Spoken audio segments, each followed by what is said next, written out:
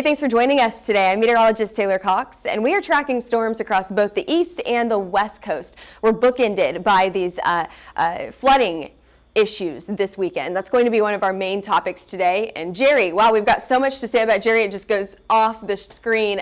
Jerry is forecasted to be a tropical storm where we originally thought this was going to strengthen to a Category 1 hurricane. Jerry just failed to intensify that much, and we are now looking at a tropical storm through the weekend. I think one of the biggest things about this forecast is going to be that flooding. So we'll talk about that level 3 flooding that's in effect, or that level 3 flood threat that's in effect for multiple places this weekend. And then we're going to look at the Red River rivalry. Hey, did you guys recognize I am in crimson today, wearing my OU red because it is OU Texas weekend. So we will talk more about that and the weather that you can expect down in Texas and Oklahoma in just a few minutes. All right, let's take a look at what we saw over the last 24 hours. Let me tell you, it has been a quiet weather week, but we do expect that to change as we head into the next few days. Give it about 4 days, and I think that we could see something severe in the forecast.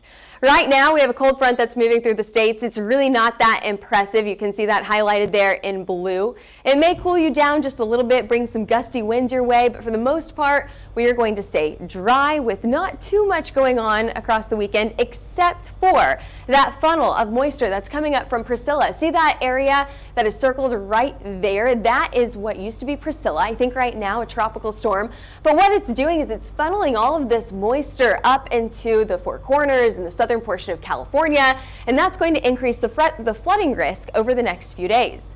As we go out to the east coast now, you can see that we've got some ongoing convection. Really not anything severe, but it's going to also increase that flooding threat. So we'll talk about that here in just a few minutes. A few showers across Missouri right now, and then we've got a few showers in the mountains as well. So let's break this down for you. What is going on across the U.S.? High pressure stays in play. What this high pressure is doing is it's squashing any chance for storms across the U.S. We have warmer weather moving our way, 10 to 15 degrees warmer than normal as we head into the weekend. And then you saw Priscilla down here just south of California. That's also going to help to funnel some moisture just up the jet stream here, and it's going to create some flooding risks in this area. And then we've got a low pressure system, a nor'easter rather, that is sitting out along the east coast. It's going to create some flooding issues out there as well. So you've seen a very common trend so far with the forecast today: flood, flood, threat, flood. However, are we going to see severe storms? I think that's a big question on everyone's mind. Are we going to see severe storms over the next 24 hours? Now, today, unlikely to see severe weather. However, tomorrow things start to change, and we do have a chance for severe weather and for some hail on Saturday. So we'll talk about Saturday here in just a few minutes. We'll really focus on this weekend during this forecast. But for today, your max forecasted hail size not looking impressive. Nickel-sized hail, if any at all. No significant hail expected. So once again, we've got that red bar up on our hail forecast for today, and our wind forecast very similar as well. No significant wind expected for today either. But now I want to take you down to Texas, where a lot of people are headed today for the Cotton Bowl that happens tomorrow. Temperatures in Texas right now are sitting in the mid-70s. A very nice afternoon, maybe a little on the warm side for now. If you're headed up from Austin, temperatures are in the low 80s. Now I want to get out to meteorologist Michaela Smith, who is talking about the weather this weekend and the Cotton Bowl. Michaela, what can we expect for our Red River rivalry weekend? Taylor, it is definitely hot out here. The temperatures and kind of what we're seeing today are going to be the conditions that are very similar tomorrow in Dallas. Lots of sunshine and warmer weather. In fact, the game is a 2:30 start. That's when the kickoff is. And temperatures at that point are going to be right around those mid to upper 80s. Now, once you get to halftime, the middle of the game, we could be talking about temperatures right around 90 degrees. So it's going to be another warm game for the Red River Showdown this year. And then if you plan on being at the State Fair after the game, you still want to make sure you're staying plenty hydrated because those temperatures are only going going to drop back into the 80s. But lots of sunshine in store for you tomorrow, very similar to what you're seeing outside behind me right now. And those winds are also going to pick up just slightly kind of towards the second half of the game. Winds will be out of the south tomorrow at about 5 to 10 miles per hour. But since we're talking about the Red River Showdown, I thought it would be fun to give you some weather extremes from past years. So we're going to jump right in. I have my phone right here with all these stats for you. We'll talk about some of the hottest games first, since this is going to be a pretty warm one. The warmest kickoff temperature ever recorded for an OU Texas or Texas OU game was back in 2017. It was 92 degrees at kickoff, but that wasn't the hottest temperature for the game, because when we have these 2:30 kickoffs, temperatures get a little bit hotter in the afternoon. So the hottest game high temperature actually was 95 degrees. That was back in 1975.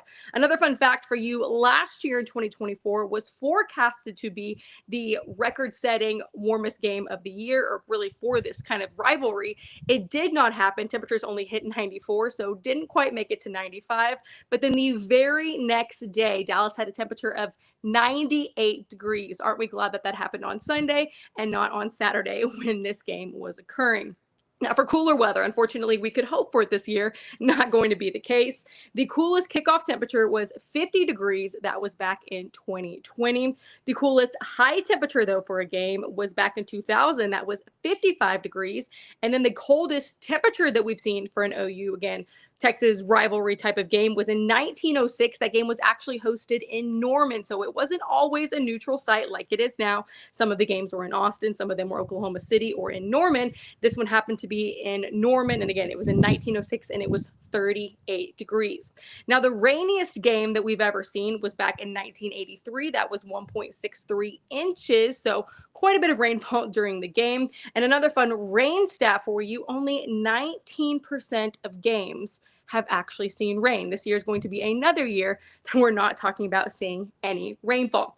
A few more fun stats for you. Since the rivalry started, the average temperature for October in Dallas is right around 81.5 degrees. So we talked about the high tomorrow being closer to 90, means it's going to be above average. But if you've been kind of keeping up with our forecast the last several days, we've been telling you guys that it's going to continue to be above average for October, which is a little bit of a bummer if you're ready for more of those pumpkin spice and fall-like temperatures.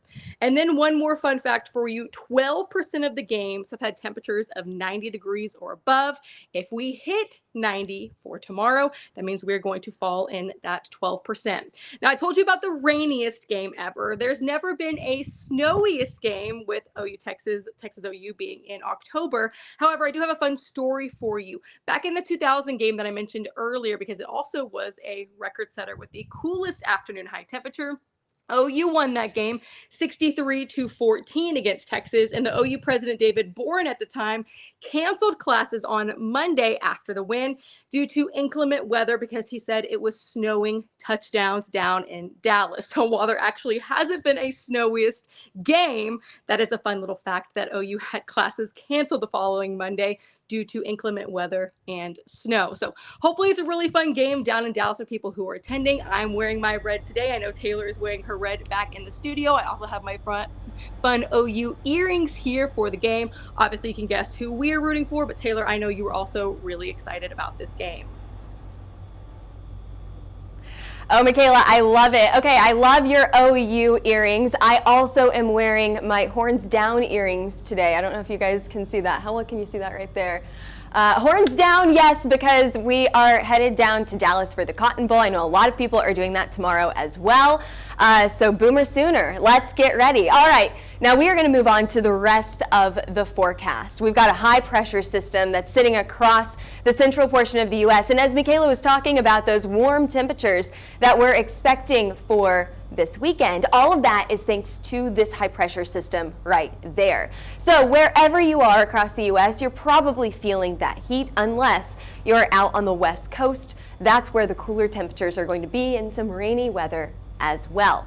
Now, I know a lot of people are asking, when are things starting to change? Away from that high pressure, away from that warmer weather, and more into that fall severe weather season that we're used to. We often see a second severe weather season this time of the year.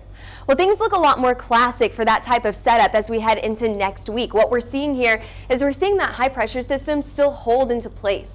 However, it's pivoting a little bit to the east. We also have a pretty strong low pressure system that's going to be moving in by early next week. And this setup right here, this looks favorable to see some more active weather. So if you're looking for that severe weather, you're saying when is the next time it's going to rain across the central portion of the U.S., we could be seeing that into next week. We've got a few days, got to wait it out. However, we could be seeing more active weather next week. Let's talk about today and tomorrow because we do have a hail risk for tomorrow. All right, so today, again, it's staying pretty dry. We've got some wet weather across the four corners. We've got a lot of this moisture building up thanks to Priscilla that is funneling this moisture into the four corners here. Now, this is going to create a pretty significant flash flood threat as we head into not only today but also tomorrow. So let's take a look at that flash flood threat first. Today, we have a level 3 flash flood risk highlighted there in red for 2 areas in red there. Now we're going to see ongoing rain not only today but also tomorrow. So we've got another risk for tomorrow as well. And then after tomorrow, our attention turns back out to the east coast. That's where we have a flash flood threat all the way through the weekend, right along the east coast, thanks to this ongoing rain. So let's talk about that here. Let's first head out to the east coast. We're talking about Florida, South Carolina, and Georgia, which have not seen a pause or a break in this rain for several days. It's just been on and off showers right along the coast here. Temperatures have still been a little bit above average in this area, but I think the cloud cover is helping. Still, that flood risk is going to stay as we head into the weekend. Moving on now, let's talk about tomorrow because yes, we do have a severe risk highlighted in green. We'll get that here in just a few minutes. We'll highlight your risk for you just in a few minutes. We've got scattered showers and storms expected for tomorrow, and that's going to increase that hail risk in this area. So let's zoom down into this area. There you go. Scattered showers and storms across Utah tomorrow. What you're going to see here are a few of those going severe and a few of those producing hail up to the size of a ping pong ball. Now we'll say your max hail size is just slightly larger than a quarter. However, I think that most of those hailstones, if we get any at all, are going to be quarter size or maybe a little bit smaller. So we've got that highlighted there in yellow. There's your hail risk for tomorrow. Salt Lake City, we are putting a low risk for tomorrow. It's a level 1 on a scale of 5. I just think that conditions aren't perfect to see a high weather or a widespread severe weather event tomorrow. Moving on now, let's go out to the tropics. Let's talk about Jerry. So Jerry right now is a tropical storm. We expected this to intensify to a Category 1 hurricane. However, it did not happen. And now this storm is not expected to intensify anymore. Actually, we're going to stay tropical storm levels all the way through the weekend as this is now making a big change. It was moving to the west-northwest yesterday. It has now pivoted. It's taking a sharp turn to the north, and then it's going to make another change on Sunday, moving straight to the east after that. So this is going to stay a fish storm. Just to the east of Bermuda here, we are not expecting this storm to impact or to greatly impact any populated areas. That's why we call it a fish storm. It's out there with the fish. Okay, we've talked about Jerry. Did you guys know that we have a tropical storm, Karen? Surprise, where is that at? Well, if we go north of Jerry, keep going. Yep, we got to keep going north. There you go. Karen is now a tropical storm or a true tropical storm by tomorrow. It's not going to impact much. Again, another fish storm here out in the middle of the Atlantic on some higher latitudes as well. There's Karen right there. It's expected to just continue to go to the north, so it's not going to impact any populated areas either. Now we are officially on our 11th named storm of the season. Our average season would be about 14 named storms. Last year we overperformed a little bit, seeing 18 named storms. And hey, HailTrace is right on the mark with this. If we get one more named storm, tropical storm, what would that be? Lorenzo, I think, is next. We are going to nail that forecast that we gave you back in January. We said that we were going to have about 12 to 17 named storms this year. We still have a long ways to go. We are only at the early portion of October right now, and we still have the entire month that we could still see some named storms, maybe a tropical storm, maybe a hurricane, out there as we go throughout the next few weeks. I mean, this was very, very common. Last year, we had several named storms all the way through November. It was a late season, or a very active late season last year. 2024, we were dealing with Milton this time last year. Now, bringing you back on land, your temperatures are above average this weekend. As Michaela mentioned earlier, it's going to be pretty warm out there this weekend, not only for the middle of the U.S., but up to the north as well. We're going to see those temperatures stay about 10 to 15 degrees above average. So what we're talking about here is not 100 degrees. Most likely not seeing a ton of records broken for your daily high temperatures. However, it's just going to stay a little bit warmer than what you would like. So if you want those 70 degrees that we normally get this time of the year, it'll probably be in the 80s. Thankfully, we do have a little bit of a cool down happening later in the weekend, so maybe by next week, we could see things change a little bit. But I'm not too confident that it's actually going to feel like fall until at least the end of this month. If we look at our long-term temperatures here, so we're talking about October 15th through the 19th here, we're talking about temperatures staying well above average. We have a really good chance to see those temperatures above average through Texas, Oklahoma, Kansas, Missouri, Arkansas, Louisiana. A lot of us are going to feel that extra heat, those extra few temperatures, extra few digits that we are not used to this time of the year. Taking a look at your extended rainfall outlook, we are looking to see a little bit more wet weather moving in by the middle of October as well. Now, what this tells me right here is if we've got that heat and we've got that moisture, we could see more severe weather moving in. And we talked about earlier, actually I want to pull up this graphic one more time here, because what we talked about earlier is that things are expected to change. That high pressure system is going to pivot just a little bit to the east, and then we're going to see a more classic setup for potential severe weather. Now, we're not guaranteeing that anything can happen, but what we would want to see for severe weather is we'd want to see this classic look right here. We want a deep trough across the western half of the U.S., and then we want that ridge to set up across the eastern portion, and then that's where we're expecting to get that severe weather as we can get some cold fronts through here. We'll see if it will happen. I think things are going to change next week. We're going to see more cold fronts. We're going to see more activity across the central portion of the U.S., but again, we'll be tracking that here at HailTrace. Thanks for joining us today. Thanks for joining us for that special OU Texas report. Boomer Sooner as we head into the weekend. Tell us who you're rooting for this weekend. What football are you watching this weekend?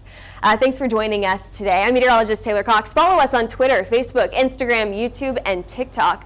And if you're interested in a hail, wind, or tornado map, of course, our meteorologists are staffed through the weekend as well. So we'll be tracking that potential hail in Utah tomorrow. Give us a call if you want to be set up with a map at 855-334-4245, or email us at info@hailtrace.com. Head over to our website for more information, hailtrace.com.